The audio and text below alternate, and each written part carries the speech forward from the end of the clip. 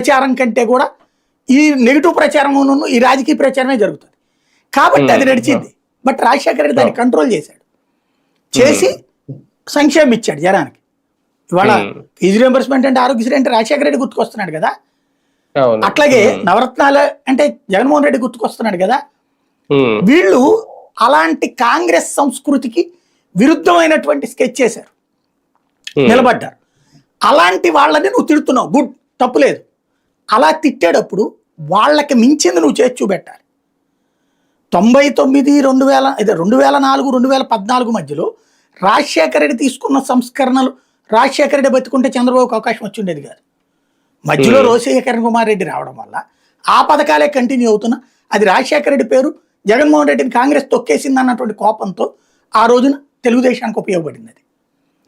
Plus ఇలా ముగ్గురు కలవటం వల్ల మరి జగన్మోహన్ రెడ్డి ఈ 2014-19 మధ్యలో నువ్వు కొన్ని హామీలు ఇచ్చావు, అవి అమలు చేసేసి ఉంటే రాజశేఖర రెడ్డి కాదు ఈయన కూడా చేస్తాడరా, మాట మీద నిలబడతాడరా అని ఉంటుంది.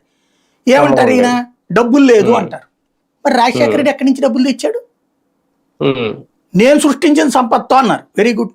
మరి నువ్వు సృష్టించిన సంపత్తో రాజశేఖర రెడ్డి చేసినప్పుడు అదే సంపత్తో నువ్వెందుకు చేయలేకపోయావు? అయిపోయింది. 2014-19లో మాట నిలబెట్టుకోలేదు. మరి నువ్వు 100 కోట్ల రూపాయలతో